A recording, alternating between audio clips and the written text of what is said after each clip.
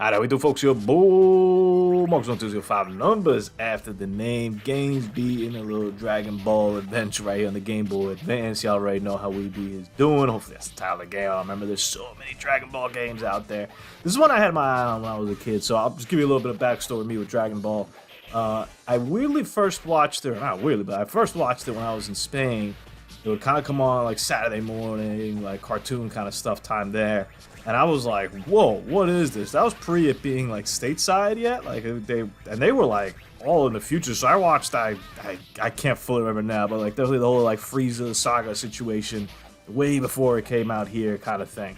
And then eventually when I was a kid, it got brought over and I was like, oh, this is that show from Spain that I liked watching. Once again, kid, I had no idea it came from Japan. Like none of that clue. To me, it was like, oh yeah, it's the show from Spain.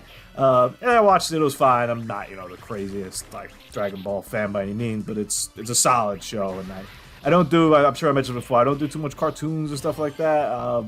Nothing against them personally. As a kid, I enjoyed them, but as an adult, just don't really tickle my fancy as much anymore. But I do respect where Dragon Ball came from, and every time I still see a highlight of like somebody goes Super Saiyan, I'm like, yeah, still checks out, still pretty awesome.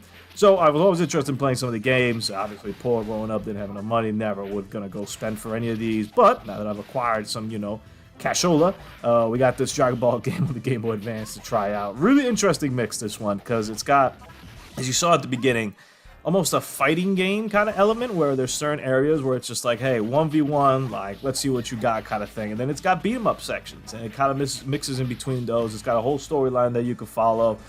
It really, to me, it does a very good job of mixing in different genres of video games with Dragon Ball Z. And, a lot of the Dragon Ball games have been just fighting games. There have been some RPG kind of ones. This whole, like, Game Boy Advance era had a couple that intrigued me in that sense, and I'm still going to hopefully go and play those one day. But it's interesting to see kind of that mix and how many times can you tell the same story as well. A little bit tricky.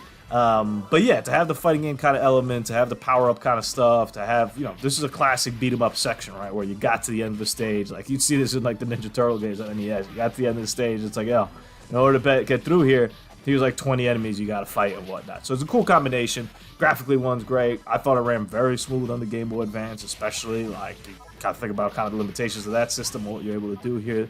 As points into a time when there are a lot of enemies on the screen. They do a good job of limiting them somewhat. As you can see here, it's kind of controlled. They're not sending 30 at you or whatnot, but, they're steady enough to fill up the screen, and obviously I'm fighting them before they even get on the damn screen. There's different moves, there's different tactics. Overall, highly recommend playing these Dragon Ball games.